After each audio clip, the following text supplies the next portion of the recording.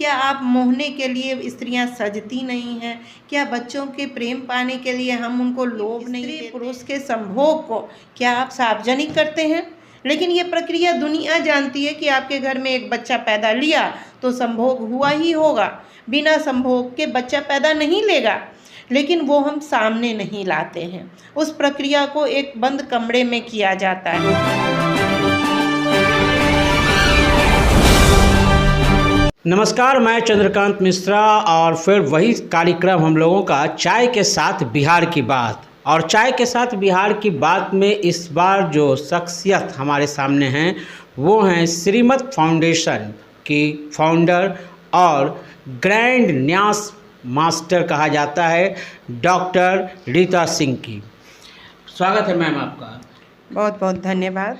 Ma'am, ये ओम ऐं ग्रीं क्लीं चामुंडाई विच्चे फट स्वाहा, झाड़ू से मारना, भूत पिगा भाग, ये सब यही सब होता है? नहीं, बहुत सुंदर प्रश्न आपने किया। और न्यास शब्द सुनते ही अगर धर्म के साथ न्यास को लेके चलते हैं तो दो बातें आती हैं। एक, जब हम लोग न्यासियों की बात शुरू में लेकर मार्केट में जाते थे तो वो कहते थे कोई ट्रस्ट है, कोई न्यास है, कोई ऐसी संस्था है जिसमें आप संस्थागत चीज़ों को बताते हैं। और दूसरा प्रश्न जो आपने बहुत बेहतरीन प्रश्न किया कि क्या आप झाड़ फूंक ओझा ये करते हैं? नहीं, बिल्कुल नहीं। यह बिल्कुल साइंटिफिक स्पिरिचुअल हीलिंग सिस्टम है, जो सिस्टम आप देखेंगे कि पूरे विश्व में एनर्जी थेरेपी के रूप में और टच थेरेपी के रूप में चल रहा है। रेकी का नाम आपने सुना होगा, प्राणिक ऊर्जा का नाम आपने सुना होगा, प्राणिक हीलिंग के रूप में होता है। तो उसी तरीके से इसको हमारे न्यास योग के प्रणेता डॉक्टर वीपी शाही गुरु जी ने इसको न्यास योग को एनर्जी थेरेपी के रूप में लाया। 1984 में उन्होंने पूरे विश्व से एनर्जी थेरेपिस्ट की यहाँ एक पटने में मीटिंग की थी, पटना में। और उस मीटिंग में जब उन्होंने सारे एनर्जी थेरेपी के चीज़ों को देखा तो उन्होंने देखा कि हमारे सारी व्यवस्था जो एनर्जी थेरेपी के निकली है वह हमारे ही शास्त्रों से निकली हुई है, हमारे ही ग्रंथों से निकली हुई है। रेकी को भी जब उसका इतिहास में खंगाला गया तो वह हमारे ही तंत्र से निकल कर आया था, जो कुंडलिनी शास्त्र जिसको बोलते हैं या चक्रों का विज्ञान बोलते हैं। तो उन्होंने फिर वहाँ से न्यास योग को नए स्वरूप में सामने लाया और यह एकदम प्योर साइंटिफिक तरीके से आपके शरीर की एनर्जी को बैलेंस करने की एक विधा है। मैम, जहाँ तक आपने जो कहा कुंडलिनी जागरण की बात कही, कुंडलिनी की आपने बात की, तो ये जैसे ही कॉन्सेप्ट माइंड में आता है एक वेशभूषा सामने आती है, माथे में तिलक लगा हुआ, गोल टीका हुआ एक वस्त्र और एक शब्द की ये तंत्र विद्या जो है वो तांत्रिकों की चीज़ है। क्या कहेंगे? बहुत सुंदर, बिल्कुल तंत्र विद्या तांत्रिकों की। और तंत्र क्या है? अगर आप प्रजातंत्र बोलते हैं, आप पूरे शरीर को देख लें तो वह एक तंत्र है। सभी में पाचन तंत्र ले लें, श्वसन तंत्र ले लें, तंत्र वास्तव में एक व्यवस्था है। और जब ही एक व्यवस्था चलेगी तो उस व्यवस्था के ड्रेस कोड भी होंगे। आप अपने बच्चे को स्कूल में पढ़ाते हैं, बिना ड्रेस के वो बच्चे नहीं जाते हैं, तो हर चीज़ की एक ड्रेस कोड होते हैं। तो वैसे ही आप जब इस व्यवस्था को, पारंपरिक धार्मिक व्यवस्था को आप लेकर आएंगे, गुरुकुलीय परंपरा को ले आके आएंगे, तो उस समय के ड्रेस वही हुआ करते थे, उस समय की वेशभूषा वही हुआ करती थी। और जो आज उसी स्वरूप में इसका अभ्यास कर रहे हैं तो वह उसी स्वरूप में दिखेंगे। तो वह कहीं से गलत नहीं है, बिल्कुल वह सही है। और अगर चीज़ें तंत्र से आई हैं तो तंत्र क्या है? तंत्र को वेद बोला जाता है, तंत्र वेद की ही चीज़ें हैं। और अथर्ववेद में आप जाएंगे, आप ऋग्वेद में जाएंगे तो सब जगह आप कर्मकांडीय व्यवस्था को जो देखेंगे वो सब तंत्र है, सिस्टम है। बिना सिस्टम के आप एक पूजा, एक तिलक नहीं कर सकते हैं। तो सारे सिस्टम है और उनका उस ड्रेस में होना भी बहुत बेहतर है। लेकिन अभी क्या हुआ है कि इस पर इतने रिसर्च हुए हैं और योग वशिष्ठ से निकालकर, योग पर पतंजलि के योग को निकालकर इस पर इतने ज़्यादा रिसर्च हुए हैं कि अब यह साइंटिफिकली यह सिद्ध हो गया है और एनर्जी थेरेपी के रूप में यह साइंटिफिक रूप से सामने आ रहा है। जहाँ तक हमारी जानकारी है, सनातन धर्म विश्व का सबसे पुराना धर्म है और ये सनातन धर्म में तांत्रिक क्रियाएं, कुंडली जागरण ये सब आता है, लेकिन ये कहीं ना कहीं ऐसा नहीं लगता है कि ये अब जो है अंधविश्वास की ओर भी है? बिल्कुल अंधविश्वास की ओर तो नहीं है, लेकिन जो इनके प्रायोगिक पक्ष हैं, प्रायोगिक पक्षों में कोई भी काम आप घर में ही आप काम करिए तो उसके कई कई आयाम होते हैं। क्या घर में आप आलोचना नहीं करते? क्या घर में आप क्रोध नहीं करते? क्या घर में आप प्रेम से नहीं रहते? ये सब कुछ है। क्या आप मोहने के लिए स्त्रियां सजती नहीं हैं? क्या बच्चों के प्रेम पाने के लिए हम उनको लोभ नहीं देते हैं?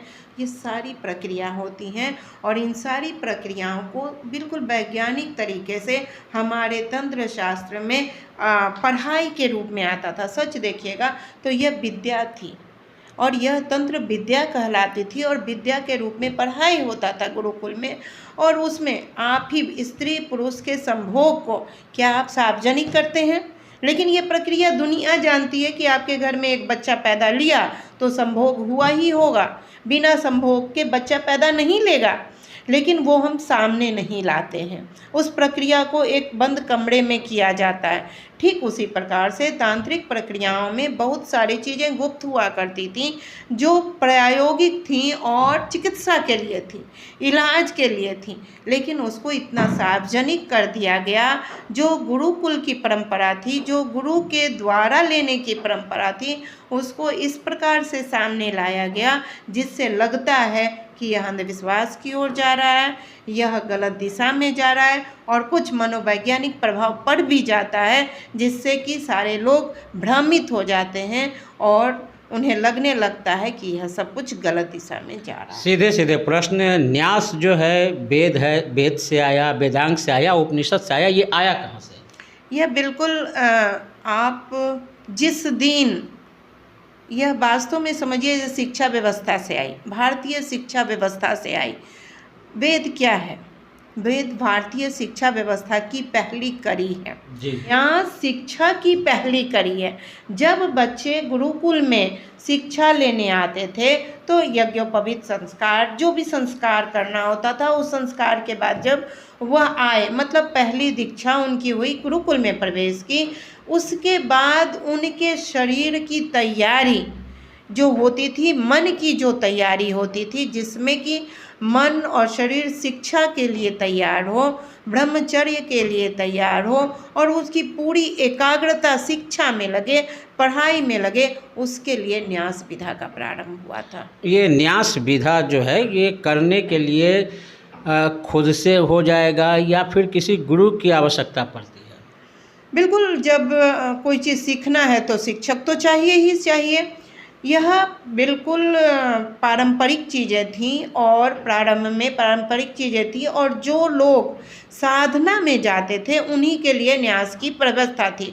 लेकिन हमारे गुरुजी जो न्यास योग के प्रणेता हैं, डॉक्टर बीपी शाही, वह साइकोलॉजिस्ट थे। उन्होंने साइकोथेरेपिस्ट के रूप में पीएमसीएच में काम किया। वो होम्योपैथ के डॉक्टर थे, तो उन्होंने इस विधा को, और बहुत अच्छे साधक भी थे, तो जब वह मनोवैज्ञानिक के रूप में काम कर रहे थे तो उन्होंने देखा कि लोगों पर कोई असर नहीं पड़ रहा है दवाओं का। जितनी देर वो दवा खाते हैं उतनी देर तो वो ठीक रहते हैं, कुछ दिनों बाद फिर बीमारी रिपीट हो जाता है। तब उन्होंने रेकी को लिया और रेकी से उन्होंने ट्रीटमेंट शुरू किया, मगर उन्होंने देखा कि रेकी भी सीखने के कुछ दिनों बाद रिपीट हो जाता है। तब उन्होंने साइकोलॉजी को और एनर्जी थेरेपी को दोनों को मिलाया और उन्होंने क्या किया, मिलाने के बाद इस विधा को सामने लाया कि मनोवृत्ति को, मानसिकता को बदले बिना, शरीर के अंदर की व्यापक व्यवस्था को बदले बिना मनोवैज्ञानिक रोग और उससे जुड़े हुए शारीरिक रोग दूर नहीं हो सकते हैं। तब उन्होंने चिकित्सा के रूप में न्यास योग को सामने लाया। न्यास को न्यास योग मतलब गुरु की मतलब बहुत इसमें आवश्यकता पड़े। हाँ, नहीं तो यही मैं बता रही हूँ कि तब उन्होंने चिकित्सा के रूप में लाया। तब यह अब एक प्रोफेशनल कोर्स के रूप में चल रहा है। प्रोफेशनली आपको सीखना है और खुद से खुद करना है। यहाँ इसकी एक डिग्री भी संस्कृत विश्वविद्यालय कामेश्वर सिंह दरभंगा संस्कृत विश्वविद्यालय से 6 महीने के इसके न्यास योग के कोर्स भी चलते हैं ना, न्यास योग एंड स्ट्रेस मैनेजमेंट। तो यह बिल्कुल अब पाठ्यक्रम में ले आया गया है, और जैसे अन्य पाठ्यक्रम आप सीखते हैं चिकित्सा के और आप करते हैं, ठीक उसी तरह से यह चिकित्सा व्यवस्था है, मतलब थेरेपी है, और आप एक डॉक्टर बनकर इसके खुद इलाज कर सकते हैं। न्यास योग में जो पढ़ने वाले बच्चे हैं उनके लिए कितना ये ज़रूरी है, स्कूल के बच्चे हों या कॉलेज के बच्चे हों? बिल्कुल, जैसा मैंने बताया कि यह न्यास की प्रक्रिया ही विद्यार्थियों के लिए आई। सबसे पहले जो विधा के विद्यार्थी बने उनके लिए आई कि वो अपने मनोवृत्ति का शोधन करके शिक्षा में आएंगे। तो यह तो है ही विद्यार्थियों के लिए। विद्यार्थी का मन एकाग्रचित रहेगा। वैल्यू एजुकेशन जो हमारे भारतीय शिक्षा के जो आयाम है, अभी आप नई शिक्षा नीति देखेंगे और सारी जितनी भी शिक्षा नीतियों को बनाया है सभी में पहला है वैल्यू एजुकेशन देना, दूसरा है परंपराओं की जानकारी देना, तीसरा है संस्कार देना, और इस तरह उनके पूरे व्यक्तित्व की विकास करते हुए रोजगार की तरफ बढ़ाना। वो अंतिम है। धर्म अर्थ काम मोक्ष की जो बात करते हैं, तो धर्म की जो व्यवस्था है वो आपके धर्मिति ध्यायते, जो आप धर्म को धारण करते हैं, यानी जो सद्गुण आप धारण करते हैं वह आपके अंदर, तो यह न्यास उसी सद्गुणों को आपके अंदर स्थापित करता है।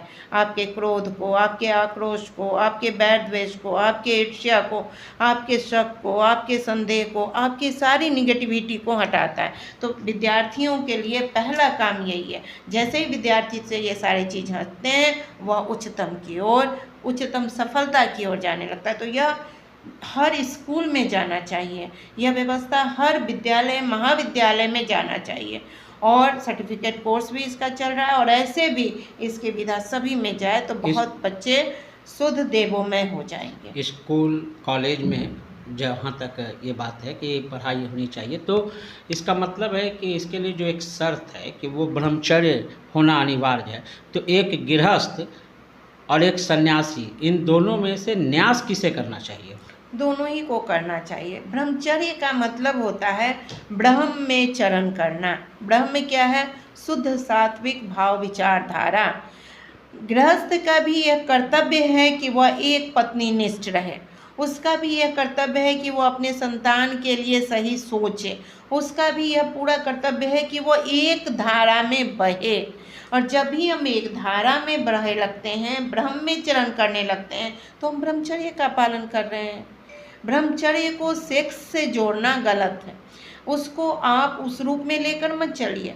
ब्रह्मचर्य को ब्रह्म के रूप में लेकर चलिए, आध्यात्मिकता के रूप में लेकर चलिए, नैतिकता के रूप में लेकर चलिए, मूल्यों के रूप में लेकर चलिए। और जब आप मूल्य, ये नहीं था पति पत्नी में सेक्स का मतलब कहीं आनंद का विषय नहीं था, बच्चा पैदा करना था ना, संतान की उत्पत्ति एक उद्देश्य था। और संतान उत्पत्ति के बाद आपके धर्म ग्रंथ लिखते हैं कि भाई बहन की तरह वो रहे और वो समाज के संचालन में संसार का कार्य करे, विश्व कल्याण का काम करे, संतान को समाज के अनुकूल तैयार करे, ये कार्य था। तो हर निश्चित सभी को ऐसी स्थिति में ब्रह्मचर्य का पालन हो जाएगा अगर इस नियम को चलेंगे तो, और न्यास उसमें फलने फूलने लगेगा। जो स्कूली बच्चे हैं वो तो ब्रह्मचर्य कर ही रहे हैं। तो यह एक नैतिकता है ब्रह्मचर्य को। वर्तमान समय देखिए, जिस दौर में ब्रह्मचर्य की बात चली वो गुरुकुल में बच्चे रहते थे, गृहस्थ आश्रम के लिए तैयार होते थे, तो वो 16, 17, 18, 20 साल के बाद निकल कर जाते थे गृहस्थ आश्रम में। अभी वर्तमान में जो गृहस्थ आश्रम में वो भी पढ़ रहे हैं। तो व्यवस्थाएं बदली हैं, तो आपको उनके विचारधाराओं को, उनके शब्दों को, उनके शब्दावलियों की नई व्याख्या भी समझनी होगी और उसको स्वीकार करना पड़ेगा।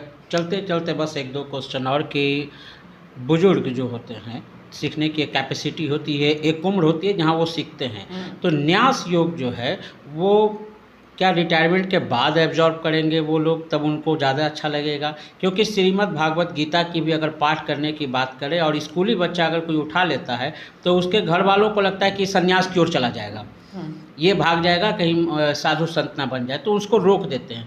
तो ऐसी स्थिति में जो वो लोग ज्वाइन करते हैं, रिटायर होते हैं, तो क्या उनके दिमाग में जो बातें चलती हैं उस समय वो सीख सकते हैं या नहीं? बिल्कुल, बिल्कुल, ये हमेशा सीखने की चीज़ है। मैंने अभी आपको बताया कि ये चिकित्सा के रूप में आई है, एनर्जी थेरेपी के रूप में आई है। यानी ये आपकी शारीरिक, मानसिक, आर्थिक, शैक्षणिक, व्यावसायिक, व्यावहारिक हर तरह की मनोवृत्ति पर काम करता है। आपके पैसे के मैनेजमेंट के लिए भी काम करता है, आपके मनोवृत्ति के भी विकास के लिए काम करता है। तो और आपकी बीमारियों पर, फिजिकल बीमारी है जो चक्रों पर काम होता है, तो पूरी आपकी शारीरिक बीमारियां उसमें दूर होती हैं। तो हर उम्र के लोग कर सकते हैं, रिटायरमेंट के बाद ही नहीं करना है, उनको भी करना है और बच्चे को भी करना है। यानी आपके 5 साल के बच्चे से लेकर और जितनी भी उम्र के आदमी हैं सभी सीख सकते हैं। इसमें दोनों तरह की बात है, जिसकी जैसी शारीरिक क्षमता होगी उस तरह की चीज़ों को सीखकर वो करेंगे और उनको पूरा लाभ मिलेगा। व्यवहारिक जीवन में जो दो बातें सबसे ज़्यादा लोग एब्जॉर्ब करते हैं, एक how can I earn money और हम कैसे स्वस्थ रहें, बस इन दो बातों पे। और अभी अभी आपने भी दो बातों का इन्हीं दो बातों का जिक्र कर दिया। तो न्यास योग से करने से पैसा आने लगेगा। बिल्कुल, न्यास योग करने से शरीर मतलब बिल्कुल स्वस्थ हो जाएगा। बिल्कुल, बिल्कुल, क्योंकि जब आप देखेंगे पीछे, अगर देखेंगे तो ये चक्रों का सिद्धांत है और इसी चक्र सिद्धांत पर न्यास योग चलता है, चक्र बैलेंसिंग के आधार पर। यहाँ आपके जो 7 चक्र हैं ये एनर्जी सेंटर्स हैं जो आपके इन जगहों से जुड़े हुए हैं, जो सारे ग्लैंड से जुड़े हुए हैं। और इसी ग्लैंड से आपकी पूरी चीज़ें वहाँ देखेंगे आप तो सारे एस्पेक्ट्स जुड़े हुए हैं, पैसा से लेकर और पूरे सारी चीज़ इसी से जुड़ा हुआ है। तो जैसे ही ये बैलेंस होता है, 15 से 20 मिनट डेली हम लोग को करना है, और जैसे ये बैलेंस हो जाता है आपकी सारी शारीरिक समस्याएं ठीक हो जाती हैं, फिजिकल बॉडी ठीक होता है और पैसा की समृद्धि का आगमन, जहाँ कहीं ब्लॉकेजेज होता है वह ब्लॉकेजेज खत्म होने लगते हैं और पैसे का आगमन होने लगता है। सबसे और बहुत बड़ी बात है, अभी जो सबसे ज़्यादा चल रहा है जनरेशन गैप के नाम पर, बच्चे और बुजुर्गों के बीच में जो गैप हो रहा है, पेरेंट्स के बीच में गैप हो रहा है, वो गैप भरने लगता है और वो एक बहुत प्यारा परिवार बनने लगता है। ये कैसे पता चलेगा कि मेरा ये कुंडली जागृत हो गया? कुंडलिनी जागरण का बात ही नहीं है यहाँ पर वो तो बहुत बड़ी बात है, वो तो बहुत आगे की बात है। ये वास्तव में आपके ग्लैंड्स को बैलेंस कर देता है, मतलब जो हार्मोन्स निकलते हैं उनको बैलेंस करता है, वो बैलेंस होता है। और जैसे ही हार्मोन्स बैलेंस हुए, शरीर फिट हो गया, और शरीर फिट होने के बाद आपके मस्तिष्क का जो पिनियल और पिट्यूटरी ग्लैंड है जो कि पूरे शरीर को सही करता है, वो बैलेंस हुआ तो आपके सोचने की गति ठीक हुई। और 2 अभ्यास दिए जाते हैं मानसिकता बदलाव के। तो जब आप क्रोध पर, आक्रोश पर, वैर द्वेष पर, इस पर काम करने लगते हैं और शरीर भी फिट होने लगता है, तो आपके मन से निगेटिविटी खत्म होती है। जब निगेटिविटी खत्म होगी, जहाँ नकारात्मकता खत्म होगी, वहाँ लक्ष्मी का आगमन। निगेटिविटी में, कचरा में, निगेटिविटी मतलब कचरा, तो कचरा में भूत आएंगे, प्रेत आएंगे, पिशाच आएंगे। जो पहला प्रश्न आपने लिया, जिसको लोग भूत प्रेत समझते हैं, वो आपकी निगेटिविटी है। वो आते हैं, वो हमको भ्रम होता है कि हमको ये पकड़ लिया, हमको वो पकड़ लिया, हमको वो पकड़ लिया। वो वास्तव में हमारी सोच की निगेटिविटी है। जैसे वो सोच सही होती जाती है, वो चली जाती है, तब कौन आएंगे? तब कुबेर आएंगे, लक्ष्मी आएगी, पैसा आएगा, सफलता आएगी, समृद्धि आएगी, तो वो आने लगता है। तो इस तरीके से ये आगे बढ़ने लगता है। चलिए, चाय तो हमारी ख़त्म पर है और आपसे बात करके बहुत ही बेहतरीन लगा। और एक नई विधा के बारे में जो आपने बताया, विधा तो ये काफ़ी पुरानी है, लेकिन इसमें अवेयरनेस जो है आज भी लोगों के पास नहीं है, जहाँ तक हम समझते हैं। आपने इतना साथ दिया, इसके लिए बहुत बहुत धन्यवाद मैम। बहुत धन्यवाद। तो चाय के साथ बिहार की बात में आज हम लोगों ने बात किया। आपने देखा कि श्रीमत फाउंडेशन की जो हैं वो फाउंडर हैं, न्यास की ग्रैंड मास्टर कही जाती हैं डॉक्टर रीता सिंह। और डॉक्टर रीता सिंह ने खुलकर बताया कि न्यास क्यों ज़रूरी है और कितना ये बेहतरीन चीज़ है कि आप यदि जान जाएं तो ब्रह्मांडीय ऊर्जा से ही आपको आशीर्वाद रूप प्रदान हो जाएगा और आपके अंदर की निगेटिविटी ख़त्म होगी और आप सकारात्मक जीवन जी सकेंगे। तो ये हमारे जो भी धर्मशास्त्र हैं उसमें इन सबों की व्याख्या पूरे तरह से की गई है और वो सब चीज़ें निकल के बाहर आ रही हैं। बस हम लोगों को समझना है। हम लोगों के साथ हो क्या जाता है कि हम लोग आज भी सुबह उठ करके गुड मॉर्निंग कह रहे हैं और वेस्टर्न कल्चर में आज भी व्हाइट हाउस के आगे माँ सरस्वती की मूर्ति स्थापित होती है और वहाँ सुबह सुबह या कुंदेंद्र तुषारहार ध्वला बज रहा है। तो बचना है, अपनी संस्कृति को बचाना है और इसको आगे बढ़ाना है। इसी तरह की तमाम खबरों से जुड़े रहने के लिए आप हमारे चैनल को लाइक करें, शेयर करें और सब्सक्राइब करें। आपके तमाम सवालों के जवाब की जीत के साथ मैं Chandrakant Mishra, today24.in। Thank you. Video को लाइक करें, शेयर करें, सब्सक्राइब करें और तमाम तरह की खबरों से जुड़ने के लिए बेल आइकन को ज़रूर दबाएं। धन्यवाद।